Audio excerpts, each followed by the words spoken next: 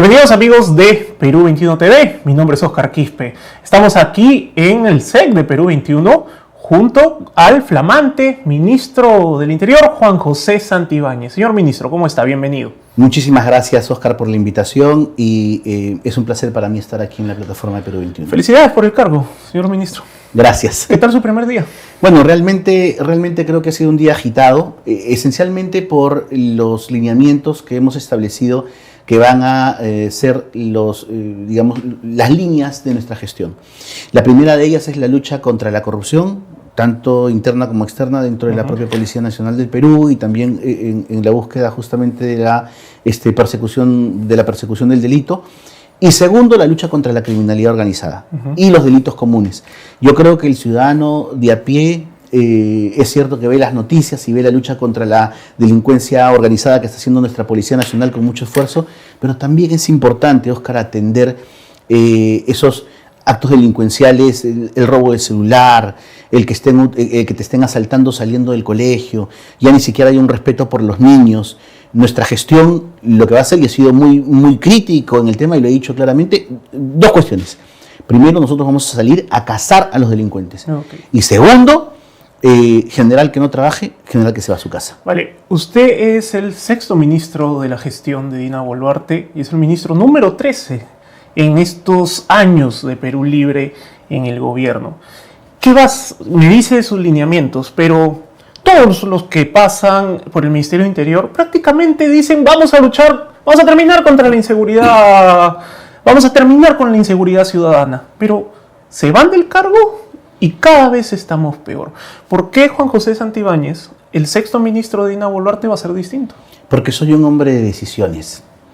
El día de ayer que empecé como ministro ya tomé las primeras. Yo prometí luchar por el bienestar de la familia policial y el día de ayer anuncié y ya está la resolución de declaratoria en emergencia, por ejemplo, de Saludpol, que es el sistema de salud policial. En segundo lugar, acabo de anunciar en los 3 megaoperativos que acabamos de hacer que el día lunes sale la resolución ministerial que reduce en 40% el monto de patrullaje integrado que pagan las municipalidades al Ministerio del Interior para comprar los francos y las vacaciones de los policías. De esta manera, ¿qué cosa van a hacer los alcaldes? Número uno, van a poder incrementar su número de policías para sus programas de seguridad ciudadana. Y en segundo lugar, van a poder invertir en infraestructura y en logística, que es necesaria para el personal para combatir la delincuencia. ¿Cuál es el único requisito que les he pedido a los alcaldes con los cuales me he entrevistado? Que les paguen a tiempo a los policías. Vale, ministro, usted me empezó diciendo que uno de sus lineamientos es la lucha contra la corrupción interna, también externa. Es correcto. Ya, pero vamos, usted es uno de los funcionarios del Ministerio del Interior antes de convertirse en el titular de la cartera, que avala la desactivación del equipo policial de apoyo al EFICOP. Entonces, ¿cómo luchar contra la corrupción si por otro lado desactivamos al equipo precisamente que está apoyando a una fiscalía que lucha contra la corrupción en el poder? Yo te agradezco mucho la pregunta por una sencilla razón. Lo que pasa es que aquí hay que explicarle a la gente, nosotros no estamos para tomar esta decisión en un escenario político, sino en un escenario legal. Para que una resolución ministerial pueda ser emitida, no solamente en el Ministerio del Interior, sino en cualquier entidad del Estado, requiere de antecedentes.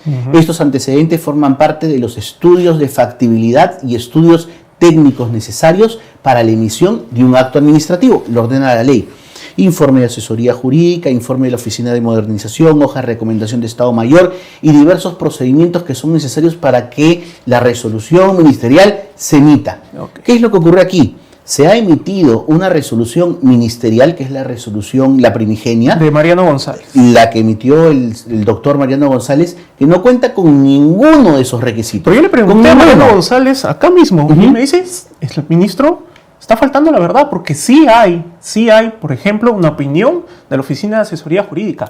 Sí hay también del Comando Policial de ese entonces. Bueno, a ver, yo le recomendaría, yo no quiero entrar a la especulación, le tengo respeto al doctor Mariano, porque sé que es un político de trayectoria, quizás no se ha dedicado tanto al ambiente jurídico como yo lo he hecho, como lo han hecho otros abogados, pero le recomendaría darle una lectura a la resolución y en todo caso nos haga llegar los informes jurídicos que él dice que existen. La propia resolución ni siquiera los cita. Si los hubiera, tendrían que estar en los antecedentes de la resolución. Y como vuelvo a reiterarte, nosotros hemos tomado una decisión como institución basados en 4 informes jurídicos de la Policía Nacional del Perú que establecían esencialmente 2 cuestiones. Que establecían que este equipo especial generaba o tenía la duplicidad de funciones con respecto a la DIVIAC, y también que para su emisión no se habían prestado los informes de asesoría jurídica que son imprescindibles para la norma. Y permíteme aclararte un tema. Por si acaso, la DIVIAC no se ha desactivado. No, eso quiero aclararlo.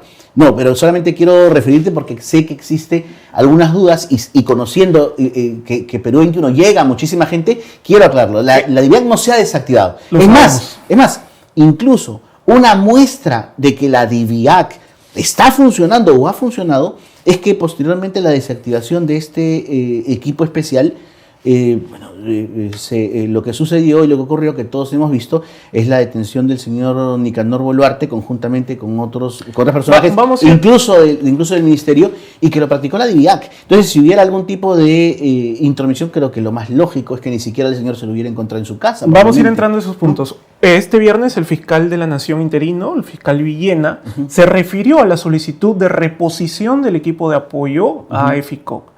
No ha tenido respuesta, dice.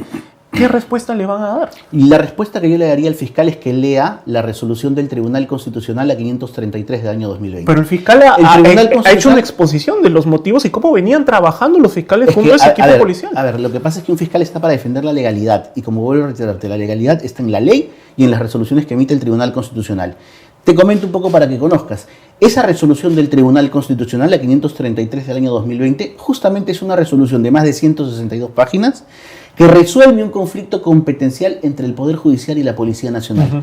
¿Y qué cosa dice esa resolución? Señores, esta resolución dice que de acuerdo al artículo 167 de la Constitución, la policía es absolutamente autónoma para regular su organización, sus funciones, sus ascensos, su asignación de personal, sus recursos. Es una cuestión constitucional. Y ya lo he dicho, vuelvo a reiterar, una resolución del Tribunal Constitucional la que refiere que ninguna autoridad política, ninguna autoridad de otra institución puede inmiscuirse, salvo, claro está, cuando existe una afectación manifiesta del ámbito disciplinario, que en ese caso tenemos entes que de acuerdo a la ley 3714 tendrán. Pero el mismo fiscal de la Nación explica que este era un equipo de apoyo a los fiscales que todos sabemos son los que dirigen una investigación. Te vuelvo a repetir, Oscar, no porque considerar que es un equipo de apoyo voy a infringir la ley.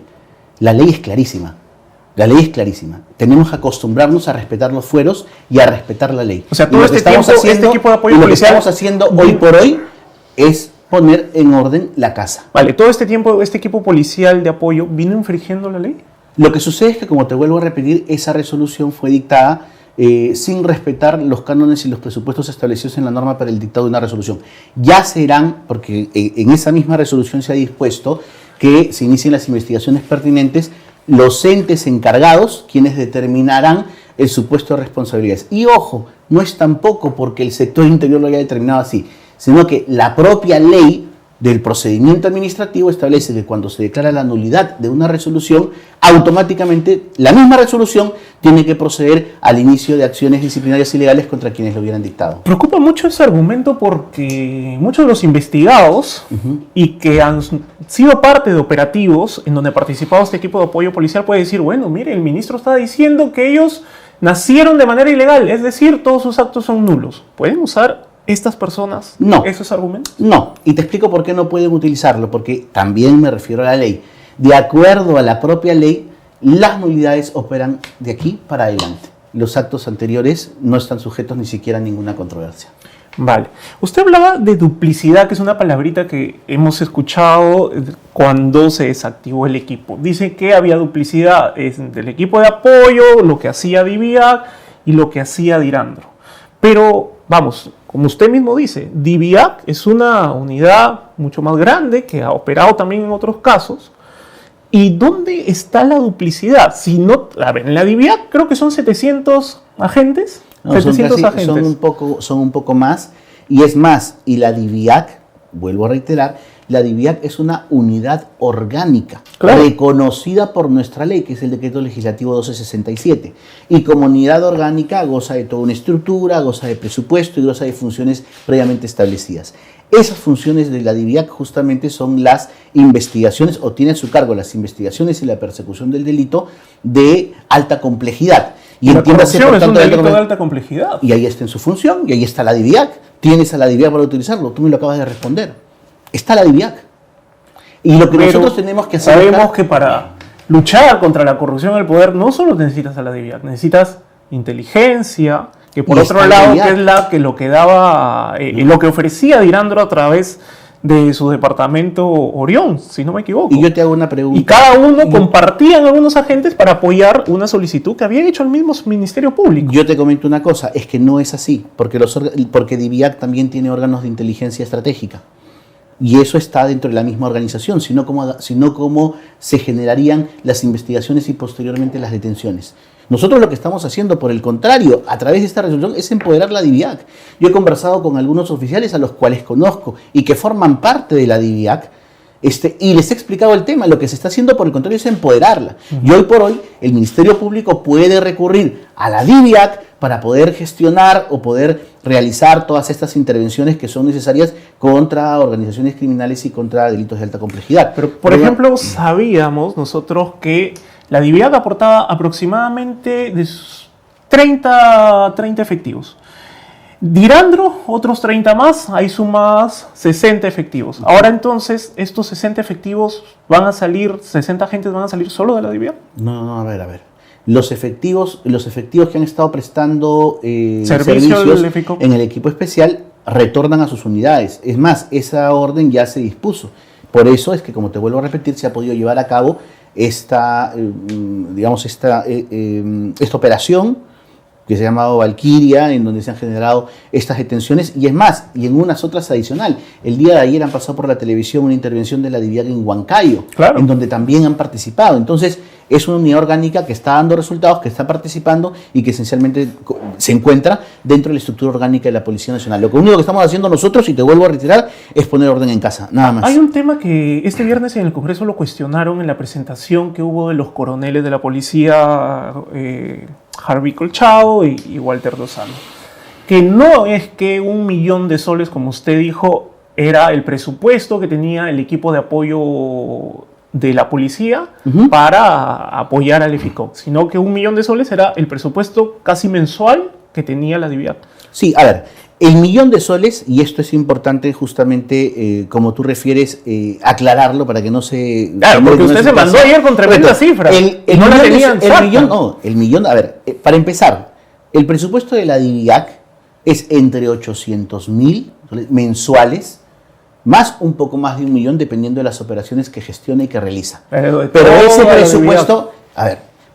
presupuesto, ese presupuesto es también justamente presupuesto utilizado para todas las operaciones, incluso aquellas que realiza con un equipo especial. Ahora, claro, si tú contabilizas eso, son aproximadamente, de acuerdo a la información proporcionada por la Policía Nacional, algo más de 15 millones. Y ojo, 15 millones al año, aproximadamente. ¿Para el para el de DIVIAC. Por eso, pero usted lo que dijo ayer es que se tiraban en EFICOC. No, se gastaban en EFICOC 1 millón mensual. Es que yo tampoco he utilizado la palabra se tiraban, porque se gastaban. Ese no es el léxico que yo uso. Se gastaban. Lo que hacían era justamente destinar esos recursos, y lo que tenía que hacerse, porque son recursos que son públicos, es que podían estar sujetos a una fiscalización, como por ejemplo, el día de hoy estamos sujetos desde el mes de febrero a una fiscalización de la Contraloría en la Digimin.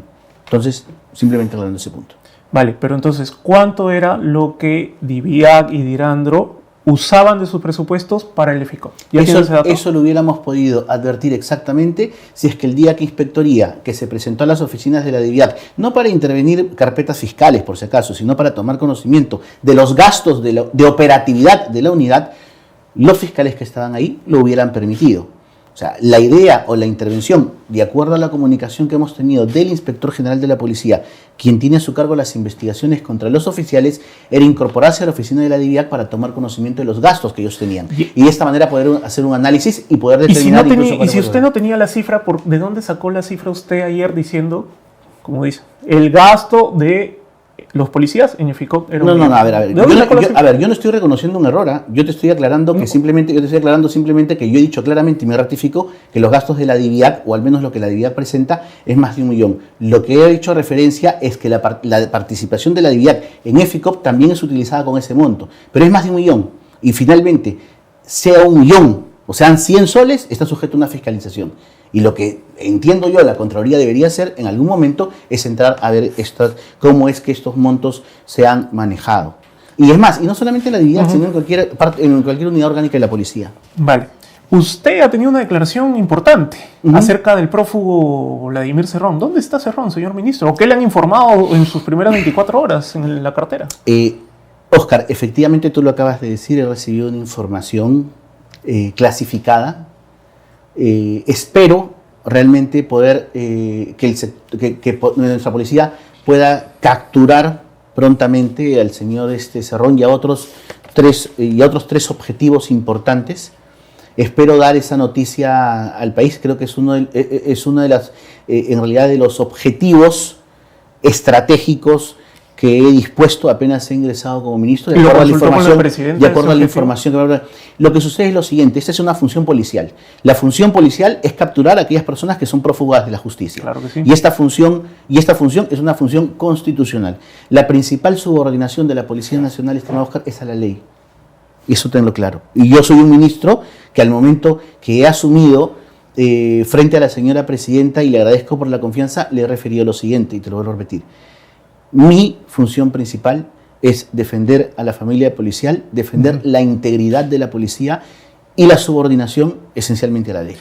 Cuando habla de la defensa de la familia policial, ahí también están incluidos, le pregunto, estos coroneles de los que estamos hablando, Harvey Colchado, Walter Lozano, el coronel Franco Moreno de la DIVIAC, ¿están incluidos todos? A ver. Porque ayer usted en las entrevistas anteriores hablaba de que hay valores en la policía que no están representados por ciertos agentes. Yo te digo una cosa, no hay que confundir el tema de la familia policial con la personalización que se pretende hacer. Pero son parte de la familia policial.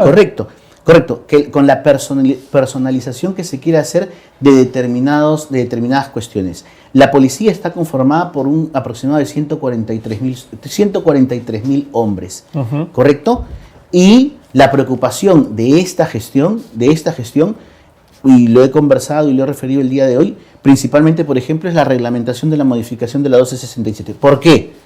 Porque la modificación de esa norma asegura al personal policial, a todos, incluyendo al coronel Colchado, a los coroneles que he citado, lo que asegura es una defensa técnica en los procesos penales, civiles, administrativos, disciplinarios y arbitrales, sin que eso les genere un costo al personal policial. Bueno.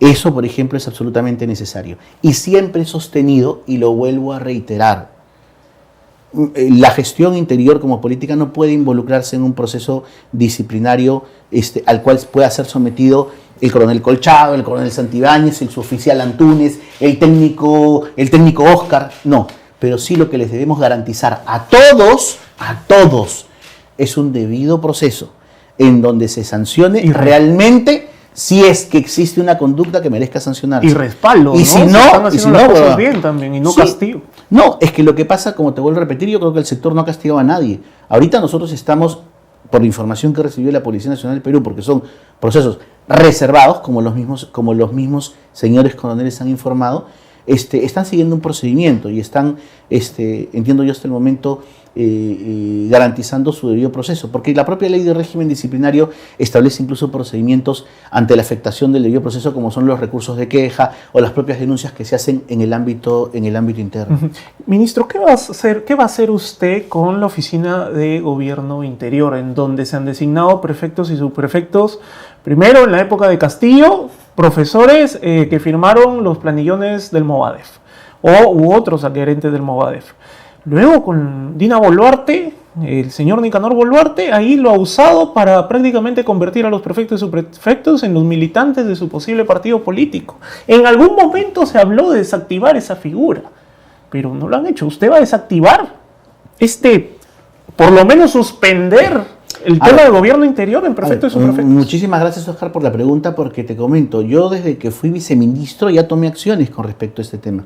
Cuando nosotros fuimos informados de la detención de algunos funcionarios de la Oficina de Gobierno Interior, inmediatamente lo que hicimos fue emitir las resoluciones correspondientes retirando estos funcionarios, de la función. Eso ha sido hace poquito, pero ellos Sí, han yo venido tenía- operando yo te- cuando usted precisamente ha sido viceministro. No, y yo no tenía- solo de Walter Ortiz, sino también del señor Torres, Pero yo no era exministro. viceministro. Yo tenía como viceministro 20 días.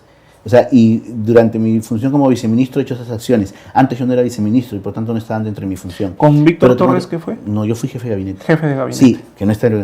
Lo que hicimos fue inmediatamente proceder a la destitución. Ojo, no es una aceptación de renuncia, es destitución de los funcionarios que estaban involucrados en esta investigación. Lo segundo es, se ha encargado la dirección a un director general nombrado del Ministerio del Interior y se ha dispuesto inmediatamente la revisión de todos los nombramientos que se han efectuado y que es una labor que el señor Mario Achinelli, que es el director nombrado, un reconocido oficial en situación de retiro, está practicando ya desde hace una semana. Una explicación rigurosa, esencialmente con estos nombramientos que se han generado, y de acuerdo a eso determinaremos cuáles son las acciones finalmente que tendrán que ¿Cuánto adoptarse. tiempo aprox va a demorar esta indagación de los prefectos y subprefectos? Yo le he pedido que trate de hacer una investigación seria. Estimo que en aproximadamente unos 15 o 20 días debo tener resultados. Ujú. Y vamos, si Nicanor Boluarte designó a alguno o a otro de los que salen en su investigación, será destituido. A ver, lo que sucede es lo siguiente: nosotros no podemos involucrarnos en el tema de que si el señor designó o no designó, porque eso es un tema judicial en este momento.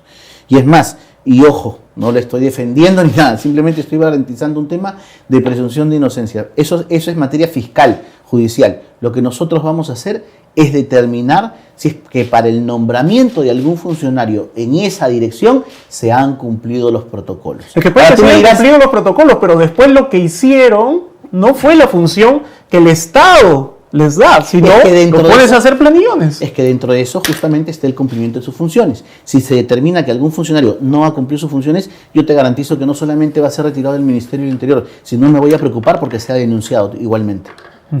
Señor ministro, se ha hablado mucho de esta reunión que tuvo usted con el abogado Luis Vivanco. Sí, correcto. Abogado de, precisamente, el señor Nicanor Sí, Boluarte. correcto, así es. ¿Qué temas trataron? A ver, te voy a explicar, y en esto quiero ser absolutamente claro. El doctor Luis Vivanco Gotelli es un destacado profesor de Derecho Penal. ¿Desde cuándo lo conoce?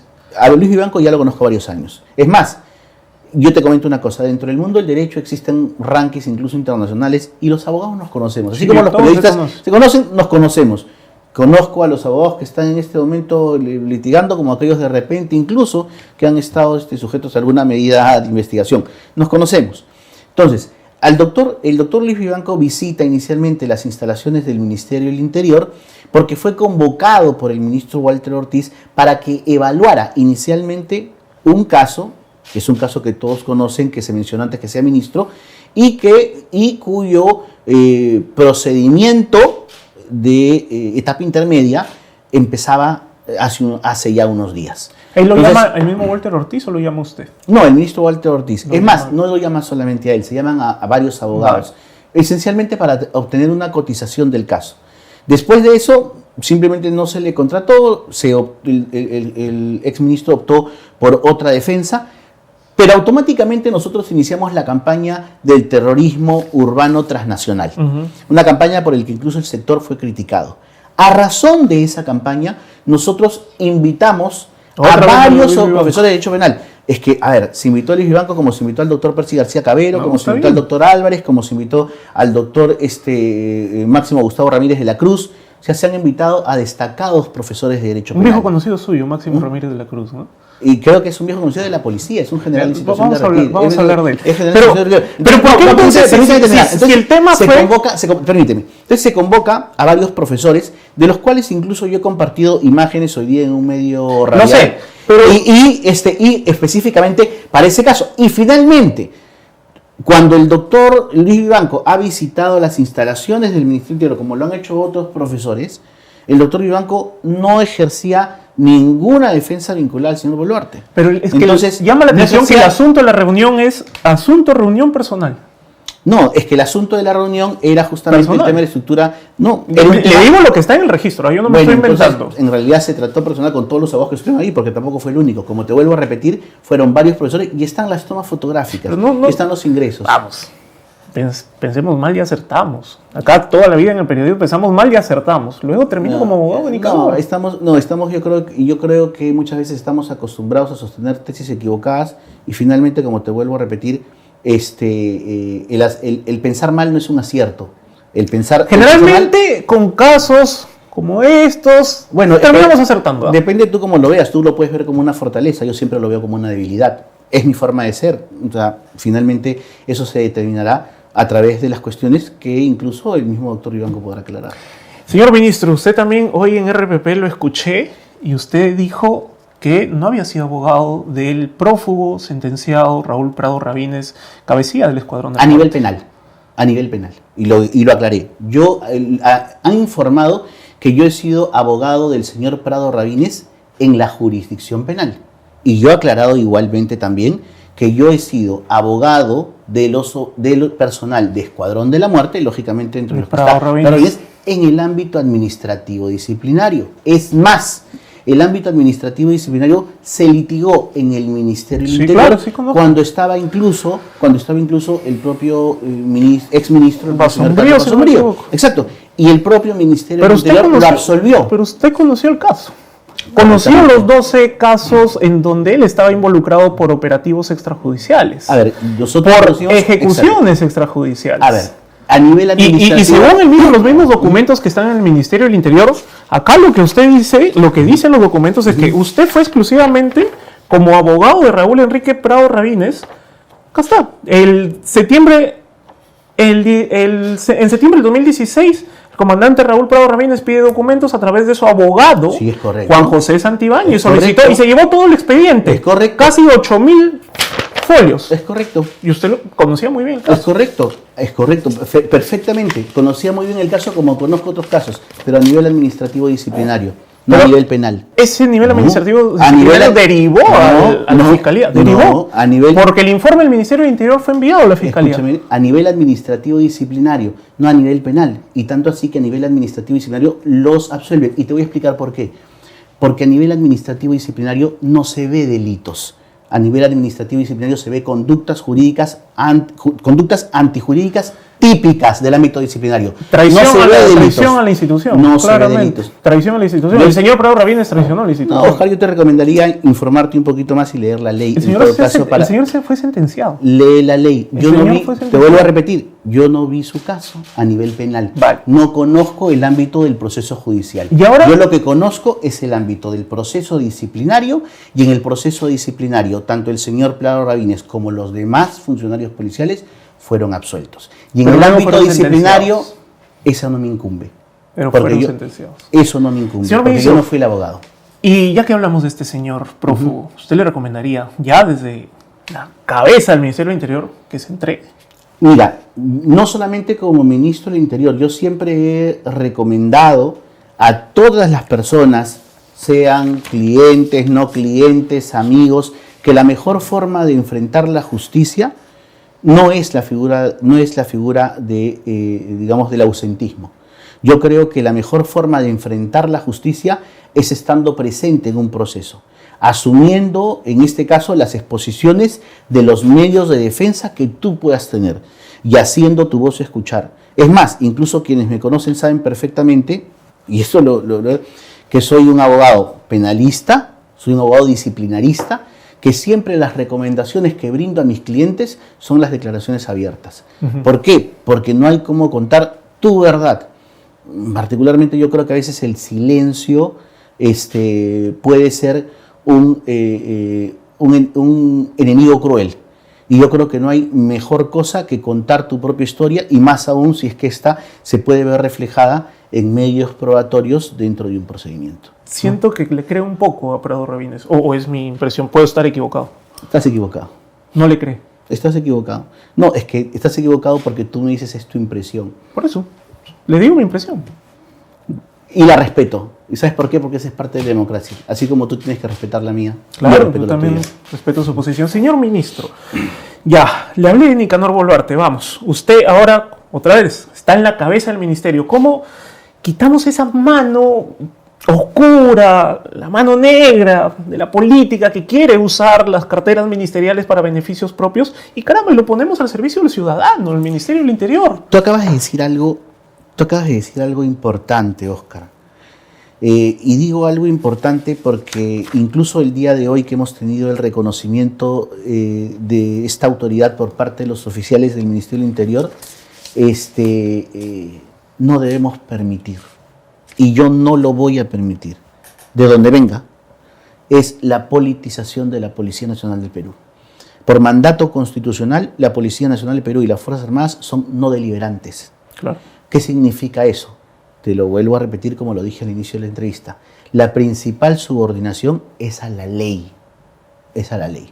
Y lo que yo voy a hacer y exigir es que la policía respete la ley. Aquel efectivo policial que se politice tiene todo el derecho de renunciar a la policía, de pasar a la situación de retiro con todos sus derechos y desarrollar una vida política. ¿Eso no es un política. mensaje para Harvey Colchado? ¿Por qué crees que todos los Porque mensajes hablan de son policía. No, es el único, porque hablan de policía política. Por si acaso yo no muevo mi vida en base a Harvey. Porque ese discurso de policía política siempre va hacia la DIVIAX también. No, yo por si acaso no muevo mi entorno ni mi vida a Harvey. Yo creo que el coronel Colchado está ahí como otros policías sujeto a una investigación y finalmente tendrá que, como se está llevando a cabo, se está desarrollando. Lo que yo estoy diciendo es que por ninguna circunstancia, bajo ningún aspecto, venga de donde venga, mientras yo sea ministro del Interior, voy a permitir la politización de mi policía. Yo lo que voy a hacer es que se respeten los fueros, que la policía cumpla su mandato constitucional, cumpla su rol constitucional, que es la lucha contra la criminalidad, que es la lucha contra la delincuencia, contra la paz interna, contra la paz social, y el policía que no lo haga, que el policía que cometa delitos o el policía que en realidad sea ajeno a la mística, a los principios institucionales de la policía, no tiene lugar en ella, tendrá que apartarse y hacer su vida y vivir su vida. No, claro que sí. Desde el Ministerio del Interior, a ver, nosotros aquí en Perú 21, le comento, estamos en una campaña fuerte ya de hace unos meses diciéndole no al gota a gota. Hemos hecho entrevistas a policías, tenemos al coronel también que está en estos momentos en Trujillo, el coronel Reboredo, Farfán, luchando contra el gota a gota, claro. Amenazado por los pulpos de Trujillo, antes amenazado por el tren de Aragua. Entonces, ¿qué hacemos con el gota a gota, señor ministro? ¿Cuál es la política que desde el ministerio van a poner para que este flagelo que termina convirtiéndose en crimen a los ciudadanos más necesitados, que están necesitando 100 soles, 200 soles y recurren a estos malditos prestamistas, que bueno, tienen la facilidad de acercarse a las 100 soles, pero lamentablemente luego eso termina bañado en un baño de sangre? Mira, Óscar, una de las primeras acciones que yo tomé a horas de asumir el ministerio fue comunicarme con el comandante general de la Policía Nacional del Perú y disponer que se lleve a cabo una Recopol, ¿no? Esta Recopol, él me informó que se va a llevar a cabo ya entre el 24 y 25 de este mes. Para la comunidad que nos está escuchando, ¿qué cosa es una Recopol? Es la reunión del comando policial. Todos los generales de la Policía Nacional reunidos en un solo ambiente. Claro. Y esto va a ser simplemente para recibir dos directivas. Primero, producción. Este despacho va a requerir producción. ¿Y la producción cuál es? Es justamente la atención ciudadana a esas denuncias que tú estás refiriendo. A la denuncia de aquella señora que va a la comisaría y no es atendida. Porque le dicen, no, vaya a otra jurisdicción, o vaya a otra comisaría, o vente más tarde. Eso no se va a permitir. O aquel padre de familia que va porque le acaban de robar a su hijo, porque lamentablemente estos miserables ya se están metiendo con nuestros hijos. Sí. ¿No? Y la comisaría le dicen, ¿dónde te robaron? Entre la avenida España... ese límite, anda a la otra comisaría. No, aquí se va a medir la producción.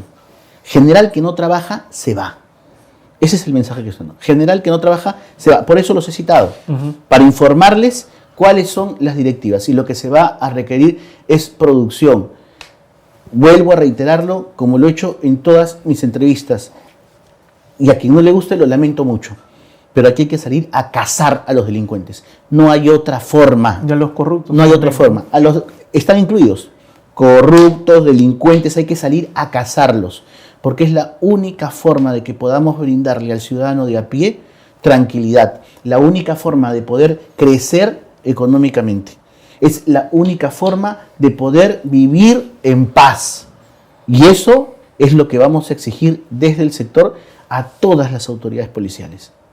Claro que sí. Ministro, ya unas 2 últimas preguntas. Encantado. Usted sigue siendo, bueno, ya como ministro creo que no, pero hasta hace poquito seguía siendo abogado de Luis Legua Egochada, Sí, claro. uno de los generales que habría pagado por su ascenso en el gobierno de Pedro Castillo. A ver, te comento, yo para empezar, yo dejé todos los casos de mi despacho, que es uno de los despachos más importantes y más grandes en derecho militar y policial, y ojo, y no solamente aquí en Perú, está con presencia en 6 países, México, Honduras, Colombia, El Chile, estudio Perú, Juan José ¿no? Santibáñez. El estudio Santibáñez Antúnez, que ya no solamente he renunciado al despacho, sino que he hecho una venta de mis acciones. Y no tiene que inscribirlas, porque si no las inscribe, no tiene... no es cierto. La venta inscribirla en los registros públicos. No, sí, no, claro. eso. La transferencia de acciones se inscribe en el libro de matrícula de acciones, no en registros públicos. Y eso está escrito, no te preocupes. Okay. Contó que está en el papel. Sí, claro. Perfecto. Entonces, bueno, pero al margen de eso, yo he desarrollado defensas vinculadas al sector interior y al Ministerio de Defensa hasta noviembre del año pasado. Claro. Que entra al 2023. No, estás equivocado. Yo entro al ministerio en febrero de este año. Vale. Es decir, 4 meses después de haber renunciado a todas mis defensas. Pero es más, incluso, yo te comento el tema del señor Legua, y te agradezco que lo hayas preguntado, porque es importante también que sepas una cosa. Efectivamente, el general Legua Egochada fue uno de los generales a los cuales que fue intervenido, que fue detenido y que fue llevado a un proceso de prisión preventiva de 36 meses, en donde el fiscal lo acusó de una pertenencia a una organización criminal y de supuestamente haber pagado. ¿Qué cosa fue lo que resolvió el juez? Es más, uno de los jueces más críticos del Poder Judicial, no es un juez cualquiera, es un juez con mucha trayectoria. El juez negó la prisión. ¿Y por qué negó la prisión? Porque dijo que la Fiscalía no había adjuntado graves y fundados elementos de convicción. En resumen, pruebas. Y le da libertad. La Fiscalía apela. Y cuando sube a la sala en una resolución de 60 páginas, no solamente revoca el mandato de comparecencia restringida que le habían dado, sino le dan al señor comparecencia simple. ¿Por qué? Porque dicen que la Fiscalía, los medios probatorios que había presentado, ninguno tenía validez. Entonces, a ver, ¿por qué en lugar de reclamarle a la defensa, si tú crees que es responsable, no le declaras a la Fiscalía que haga bien su trabajo? No, claro, los fiscales tienen que hacer bien su trabajo, porque finalmente hay un juez que siempre es el que acepta o no acepta los pedidos de la Fiscalía. Y ojo, que la sala que revocó esa medida y que dio prácticamente la libertad absoluta, también resulta ser una de las salas más importantes del Poder Judicial. Entonces, algo que quiero que se entienda, Óscar, yo soy un hombre de derecho, soy un hombre que tengo lo que tengo en base a mi trabajo, soy un defensor de los derechos humanos, principalmente, y sí tengo que reconocerlo, de los derechos humanos del personal policial. Siempre he estado vinculado a ellos, y lo que hice fue el ejercicio libre de mi profesión en un ámbito privado, cuando yo no tenía ninguna función pública, y en salvaguarda del derecho a la defensa que tiene todo ser humano, por mandato constitucional y por la Declaración Universal de Derechos Humanos. A mí ni a mí, y creo tampoco que a ningún abogado se le puede satanizar por ninguna práctica de defensa jurídica que pudiera hacer, ¿no? Y debe preocuparnos, ya que salió el tema de su estudio de abogados. Usted dice, ok, vendí mis acciones y todo, pero el estudio de abogados aún va a mantener casos que están en inspectoría del Ministerio del Interior. Te comento, a ver, yo no soy abogado ya del despacho, he renunciado a todas mis acciones, he renunciado a todos los casos. Antes de salir le pedí a mis socios que renuncien a todos los procesos que patrocinan en el Ministerio del Interior. Sé que lo han hecho porque incluso había procesos en los que se estaba solicitando la asistencia económica porque es un derecho del policía. Incluso, mira, yo te comento, por ejemplo, Óscar, tú has hablado del general Legua Egochada, sí. Ya. ¿Y por qué no hablas de Luis Miranda? El policía, nosotros hemos seguido aquí en Perú 21 el caso de Luis Miranda. Elvis Miranda, quien correcto. ha estado, Elvis Miranda, quien ha estado, lo quieren mandar preso por haberse defendido. ¿Quién fue el abogado? ¿Usted? Yo. ¿Por qué no me preguntas por ese caso? ¿Por qué no me preguntas por el caso de Elvis Miranda, que un fiscal quiso mandarlo a la cárcel 35 años y en una defensa férrea durante más de 8 meses logramos que se bajara la pretensión a 3 años y hoy por hoy él está enfrentando igual una propuesta de 3 años, hay una acusación pero por eso igual, te di. Exacto. Pero en ese caso también yo fui el abogado. Pero también lo tiene que dejar. Ahora. Sí, pero hoy me tocará ver ese caso desde fuera y ponerle todo el empuje, pero ya como sector, porque en realidad yo creo que nosotros debemos defender las buenas intervenciones. Y eso quiero aclarar. Claro las que sí, buenas siempre, intervenciones. las buenas siempre. intervenciones. Se defiende a los buenos policías y a los malos se les castiga. Correcto. Como los del Escuadrón de la Muerte que terminaron sentenciados por haber fabricado operativos y haber realizado ejecuciones extrajudiciales. Y con respecto a eso... Malos policías castigados y castigados bien en el ámbito penal. Y con respecto a eso, exacto, en el ámbito penal, pero con respecto a eso sí te tengo que comentar una cosa. Hay que tener mucho cuidado cuando uno hace referencia a ese punto, porque entiendo yo que la sentencia está apelada. Pero hay una sentencia. Hasta Está que no apelada. haya una resolución constitucionalmente, ahí mientras no fueron sentenciados. Constitucionalmente, y esto solamente para conocimiento público y legal, constitucionalmente, mientras una sentencia no se encuentra consentida y ejecutoriada, la presunción de inocencia prima. El juez determinó que debería ir a prisión que debería ir a prisión. Si la apelación está ahí, tiene que resolverse. Repetir, mientras no termine el proceso, la presunción de inocencia prima. No solamente para ellos, para cualquiera. Te vuelvo a repetir, la sentencia, los efectos jurídicos quedan supeditados a la confirmación o a la revocatoria que pueda. Pero entonces el juez se equivocó al decir ordénese prisión inmediata. Yo no he dicho eso, yo solamente estoy hablando desde el punto de vista jurídico, las observaciones que tenemos que tener. Y ojo, pero es que, tanto para esto como para todos. La apelación no suspende la prisión inmediata, ¿o sí? A ver, no lo suspende. Es que eso depende porque el código en la resolución del juez está clara. Eso depende, te comento. Juez Zúñiga. Te comento un poco, claro, Zúñiga Gordal. Te comento un poco, y es más, con el doctor Zúñiga yo tengo un respeto especial porque fue uno de los magistrados, por ejemplo, que absolvió uno de los casos por los que hoy se menciona que fueron los babies de Oquendo.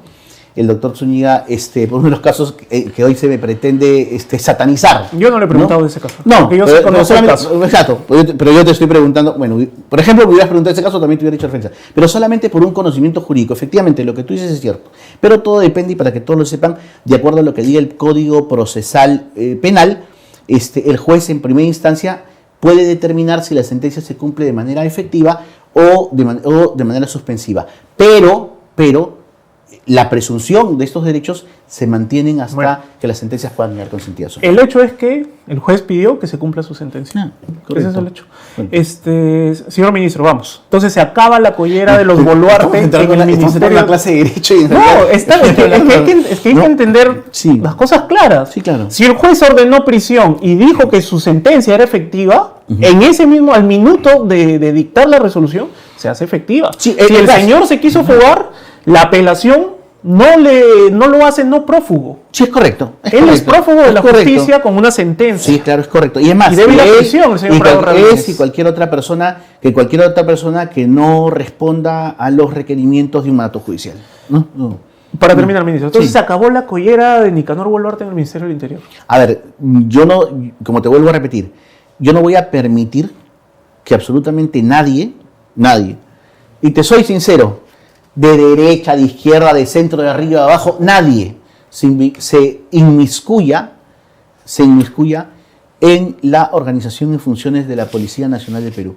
Soy un abogado, soy parte de la familia policial, vengo de padres policías, de tíos policías, primos policías, ¿no? Actualmente incluso son algunos oficiales y personal de suboficiales también, perdóname esa bonita palabra que de personal de suboficiales, y yo conozco perfectamente el trabajo sacrificado que hacen y ten por seguro que mi gestión no va a permitir bajo ninguna circunstancia ningún tipo de intromisión. Y vamos a sí establecer determinadas luchas, como por ejemplo el tema de la investigación del delito. Considero particularmente que debe mantenerlo la policía y no en algunos aspectos con referencia al Ministerio Público, y también ser un defensor de las buenas intervenciones, ¿no? Si captura a Cerrón, ¿será un golazo, ministro? Esperemos que sea así. ¿Lo dejarán? Esperemos que sea así. ¿Lo dejarán? Sí, yo creo que sí, porque finalmente estamos en el Ministerio Interior para hacer cumplir la ley. A Dina Boluarte los ministros no le duran mucho. 3 meses es el promedio. Bueno, yo no puedo hablar por otros ministros. Finalmente hablaré de mi gestión cuando tenga que salir, y espero que la historia permita reconocer una gestión que estuvo a la altura de la patria. Bien, ministro. Le agradezco por su tiempo, le agradezco por estar aquí en Perú 21. Gracias a ti, Oscar. Fue Juan José Santibáñez, flamante titular de la cartera del Interior. Estuvo aquí en Perú 21 y por supuesto esta entrevista en la edición de este domingo, en la edición especial de domingo de Perú 21 y también en toda nuestra multiplataforma. Mi nombre es Oscar Quispe, nosotros nos despedimos hasta una próxima oportunidad. Permiso.